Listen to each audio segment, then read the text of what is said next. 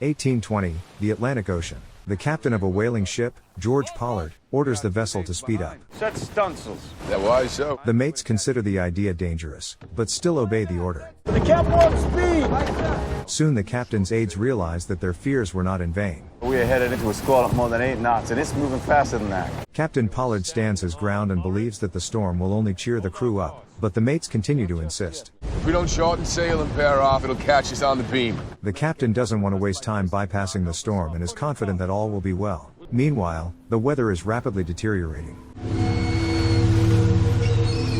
The crew begins to prepare the ship for the inevitable disaster. Best prepare for weather, Mr. Pollard. We're headed into a squall. The storm overtakes the vessel, the water begins to flood the deck, and only at that moment does the captain realize that he was wrong. Too goddamn late! The ship's crew continues to fight the elements. Look out! The vessel seems doomed, but the captain's mates know what to do. We have to get her upright! The ship remains afloat, but there is an even more terrifying ordeal ahead. These are all the memories of Thomas Nicholson, now an innkeeper and formerly a cabin boy on the whaling ship Essex, which had sunk under mysterious circumstances. Late at night, a writer named Herman Melville visits him and wishes to write a book about the unfathomable mysteries of the sea's depths. The guest offers Nicholson a large sum of money for telling him what really happened to the Essex, for he is the last survivor of the ship's crew. The man is unfriendly and chases the writer away, but his wife intervenes. The woman promises Herman to persuade her husband to tell him everything he wants to hear. Mrs. Nicholson forces her husband to accept the guest's offer, for they are in great need of money. Melville returns to Nicholson's room and, trying to start a conversation, confesses that he used to be a whaler, too. Nicholson, on the other hand, informs him that his wife liked Melville's books. The writer is pleased to hear this, and he is sure that his new book, which he calls Moby Dick, will surpass the success of all the previous ones. Herman once again hands Thomas money, and he begins his story. The action moves to 1820. A whaler named Owen Chase is preparing to embark on another voyage and expects to assume the position of captain of the ship. Owen promises his pregnant wife to earn enough money to buy a new home for their family and goes to meet with the managers of the whaling company. His superiors praise him for all his years of excellent work and tell him about the Essex ship. Much has been invested in the ship's repairs and it is about to put to sea to harvest valuable whale oil. However, despite Owen's experience and knowledge, he is only offered the job of first mate. Chase is disappointed with the offer and reminds them that he was promised a promotion after his last voyage. That promise must now be deferred. The company executives don't want to take any chances and appoint George Pollard, a member of an esteemed whaling family, as captain. Owen is stunned by the injustice and is reluctant to obey an inexperienced sailor. The man is ready to give up his job, but he is promised a raise in salary and that he will be appointed captain next time. He no longer believes the promises of his superiors, and only after making a signed agreement to make him captain, accepts to work on the Essex. On the Essex, the 14-year-old sailor Thomas Nicholson sets out to sea for the first time in his life. The sailors have no idea what awaits them on this voyage. The ship leaves Nantucket. Pollard and Chase make no secret of their mutual antipathy and try to humiliate each other at every opportunity. Owen is much more confident on board and is an excellent crew organizer. Chase gives the command to raise the sails, and all the sailors immediately get to work. Suddenly, one sail gets tangled in the net. The sailors try with all their strength to untangle it, but nothing works. Without further ado, Owen joins his men and sets the sails in order. The sailors are delighted with the skipper's excellent work, but Pollard, naturally, is not pleased with the success of his rival. In the evening, the captain dines with Owen and a second mate named Matthew Joy. George reminds Chase of his not-so-noble origins. His father was a farmer, and after he went to prison and Owen was orphaned, he was adopted by a family of Nantucket whalers. Matthew is not eager to continue the uncomfortable conversation for Chase. We all have our paths to see. After dinner, Chase explains to the crew how important it is to work cohesively and quickly, as they need to fill 2,000 barrels with whale oil in the shortest possible time. Owen assigns tasks to the sailors and orders that in the morning, they lower the boats and practice the necessary maneuvers, despite the lack of whales nearby. Suddenly, Chase notices that the rookie Nicholson is not feeling well and calls him on deck. The man decides to bring Thomas to his senses in an unusual way. Please, pull me back up! And it really helps the boy. The next day, work on the ship is in full swing under Chief Mate Chase. Suddenly Captain Pollard comes up on deck and orders them to speed up because they are behind schedule and need to hurry to catch the east wind. Owen does not support the captain's idea, for increased speed could be dangerous. Pollard insists, however, and the mate is forced to comply. Soon Owen notices a squall on the starboard side and urges the captain to retract the extra sails after all. But the captain is not bothered by this. He argues that the crew has relaxed, and the storm will do them good. Chase tries again to explain to Pollard that if they don't turn, the storm will capsize the ship. But the captain doesn't want to lose half a day and orders them to stay the course, no matter what. The men can't handle a gust like this, then God help us all. The ship is caught in a violent storm. The waves are about to topple the ship, but Owen orders the Bramsels out and they level the ship. Thanks to the excellent work of the entire crew, the ship stays afloat and continues on its way. After a while, Pollard summons Chase and shocks him with a sudden announcement. The ship must return to Nantucket for repairs, and the mate must apologize to the crew for disobeying the captain's order and nearly killing all the sailors. What? Moreover, Pollard forces Chase to resign on his return to port. Owen is very angry and reminds the captain that everything that has happened to the Essex is the result of his botched command. Naturally, the enraged George Pollard does not want to admit his mistakes and humiliates Chase again, reminding him of his origins. Owen, however, reminds the captain that it would be a shame for them all to return to port without a single barrel of whale oil. So he suggests that they work hard, collect the necessary amount of whale oil, and part ways for good. The captain is forced to accept the mate's sensible suggestion. 3 months into the voyage, the crew finally catches up with a group of sperm whales. The captain orders the vessels to be launched, and the whalers set out for their valuable prey. Owen and the sailors once again face danger when an injured sperm whale dives and nearly drags the vessel to the bottom. Chase slaughters the unfortunate animal, and the crew brings the carcass aboard the Essex. Thomas Nicholson gets the most unpleasant part of the job. In order to get the most valuable fat, he has to go completely inside the whale's head. The guy has trouble coping with the disgust, but still completes the task. The crew manages to fill 47 barrels, but the next few months of sailing are spent to no avail. The crew of the Essex rounds Cape Horn and leaves the South Atlantic, hoping that things will get better. But things do not improve in the Pacific. Whales are extremely rare, and the relationship between the captain and chief mate becomes even more strained. The crew spends a year on the voyage, but everyone understands from the paltry catch that it will be a long time before they return home. Soon the Essex arrives in the Ecuadorian town of Atacames, where George Pollard and his assistants meet a Spanish captain. The Spaniard tells him that his crew has found a certain offshore area, which is teeming with whales, 2,000 miles to the west. However, those lands are inhabited by a huge white whale, which destroyed his ship and wiped out 6 men. The guests do not believe the story, and Pollard offers to sail as soon as possible, fill the hold, and return home in 6 months. No need to endure our predicament for a moment longer than necessary. Greed overwhelms Pollard and Chase, and the Essex sets out. The crew is apprehensive about the decision to sail this far, for no one knows what awaits them in the uncharted parts of the ocean. However, the captain is determined to fill all the barrels with whale oil and is ready to follow the whales to the ends of the earth. After 14 months of sailing, the ship arrives near the offshore areas. The crew immediately spots a group of whales and launches the boats. The sailors barely have time to begin their hunt when suddenly one of the boats is attacked by the huge white whale that the Spanish captain told them about.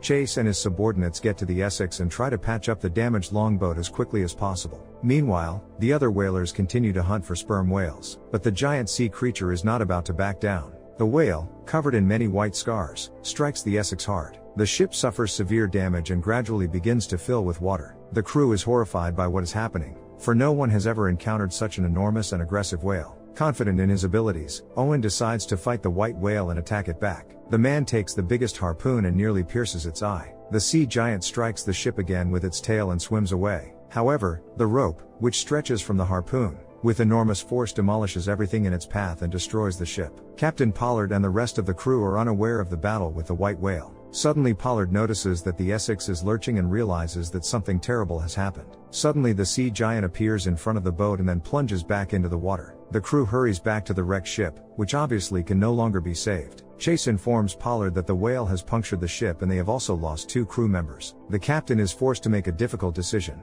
He orders the crew to abandon ship. Chase offers to save the sails, for they will not get far on oars alone. The whole crew rushes to get as much provisions and drinking water as they can. The Essex is lurching even harder, and the whale oil starts a fire. The crew leaves the flaming ship in the last minutes, but Chase lingers aboard to retrieve his weapons. The crew doesn't give up hope and keep calling for the chief mate. Owen manages to survive the fire and swims to one of the whaling boats. The crew sails in 3 boats to a safe distance from the burning Essex. Soon the surviving sailors begin to realize that their food and water supplies are catastrophically low, only for a few days. In addition, they notice that the white whale continues to pursue them. In a fit of desperation, the captain's cousin named Henry Coffin accuses Chase of what happened and pulls a gun on him. The captain convinces Henry not to do anything stupid and to put his gun down. The crew heads east. 2 weeks pass, but the coast is still nowhere to be seen. The boats stand still and all directions appear to be the same. but Owen Chase is optimistic and believes that by catching an alternating wind, they will definitely make it to land. During the night, a storm reaches the crew.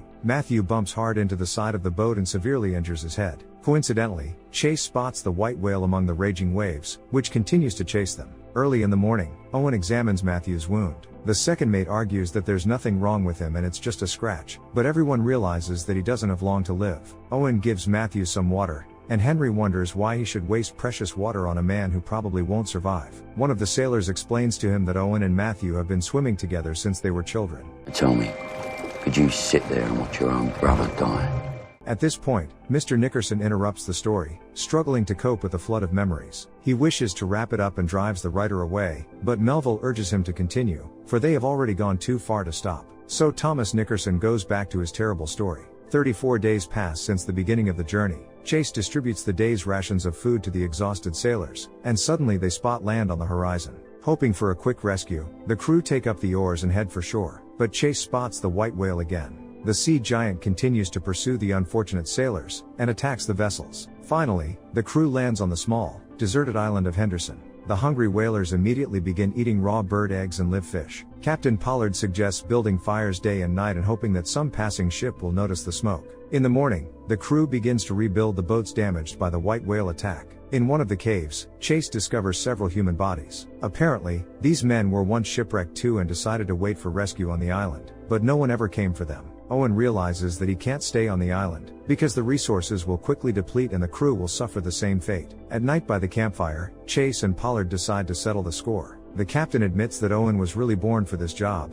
and that he simply inherited it. Chase thinks that their arrogance and greed have angered God, and now they have to pay the price for their arrogance. But George disagrees. In his opinion, God created man to bend nature to his will, but Owen has already come to realize that man is insignificant before the power of nature. You really feel like an earthly king after everything that we've been through? Pollard gives the order to leave the island. 3 of the men decide to stay, while the others prepare to continue sailing. Chase sets out for his friend Matthew, but he, too, refuses to sail, believing it to be pointless. His health continues to deteriorate, but Owen promises to send a boat for him when he gets home. The old friends say goodbye, and Matthew is left to live out his last days. The sailors sail away from shore and continue their journey. Captain Pollard's boat breaks away from the others. After a while, the crew loses one of its members to exhaustion. The sailors want to throw their comrade's body overboard, but Chase decides to use it to survive. Everyone is horrified that they will have to eat human flesh, but the crew has no other choice. Mr. Nicholson interrupts the narrative again, for this event was a great shock to him. Herman is the first person to whom Thomas revealed his gruesome experience. The man believes that his wife would not have been able to love him if she had known about it. But Mrs. Nicholson hears the men talking and assures Thomas that she understands his suffering and does not condemn him in the slightest. The woman urges him to finish the story, and Thomas continues to pour out his soul to the writer. The action shifts again to the vast ocean. The young Nicholson is already extremely weak, and Owen tries to bring him to his senses. The first mate asks Thomas not to give up, for they are sure to get home soon. It is the 71st day of the sailing. On Pollard's boat, the crew members are drawing lots to choose the next victim that will prolong the lives of the other sailors. Unexpectedly, the toss falls to the captain. He is ready to submit to the will of fate, but his cousin Henry begs him not to sacrifice himself. Pollard is not about to change his mind and orders Coffin to shoot him. However, the guy is unable to carry out such an order and saves the captain's life. Several more weeks pass under the exhausting sun. By Owen's calculations, there are still about 800 miles to land. Chase and Pollard's boats get close to each other, but the third boat has long since been lost from sight. Suddenly the huge white whale reappears out of the water. Chase grabs a harpoon and prepares to fight the remarkable animal. The whale swims very close to the boat, but Owen hesitates to launch his harpoon at it. The sea giant's head shows out of the water for a few seconds, and Chase notices a fragment of the harpoon thrown earlier still above the wounded animal's eye. Pollard urges him to finish off the whale quickly, but Owen puts the harpoon down and lets the animal move away. The white whale swishes its tail once more and swims away, leaving the sailors alone. After a while, the vessels of Chase and Pollard are swept away by the current. On the 87th day, the captain's boat is spotted by a passing ship. Chase's boat continues to drift. The exhausted and drained sailors are struggling to survive without food or water. Owen starts seeing hallucinations and seems on the verge of leaving this world. But suddenly the sailors notice one of the Chilean islands. Thomas forces Owen to wake up, for they have finally reached land. On the island, the unfortunate sailors are rescued by the locals, taking care of them until they find a ship to take them to Nantucket. Now the surviving whalers must spend another 3 months on the road home. Finally, all of the surviving sailors find themselves on their home island. Many residents come to meet the men who have gone through the terrible ordeal, but the sailors never tell anyone the truth about how exactly they survived the inhumane conditions. Finally, the men are reunited with their families. Owen's wife cannot believe her happiness and introduces her husband to their young daughter, who has already grown up during his absence. The shipowners summon Chase and Pollard and force them to conceal the truth about the real reasons behind the Essex wreck. Stunned by the hypocrisy of his superiors, Chase refuses to lie to protect the reputation of the whaling industry and resigns. Captain Pollard appears before a commission investigating the shipwreck and the death of much of the crew. George, who at first had no intention of revealing the truth, nevertheless tells the commission that the Essex was sunk by a white whale. Concluding his story, Thomas Nicholson reveals that the investigation into the shipwreck has gone nowhere. George Pollard went out to sea again to find and destroy that same white whale. However, the search was unsuccessful and his ship ran aground near Hawaii. After the second fiasco, Pollard retired. Owen Chase, as promised, sent a ship to Henderson Island. Matthew Joy sadly passed away, while the other three miraculously survived. The man started life with a clean slate, became captain of a merchant ship, and never hunted whales again. Herman Melville says goodbye to Thomas Nicholson and confesses that he got more than just a story from him. Now he has to work on the book of his life, based on the remarkable story. Do you think these trials were really a message sent to sailors to make them realize their own helplessness before the forces of nature? Or was it all a tragic coincidence? Share your thoughts in the comments, like and subscribe to the channel. See you in the next videos.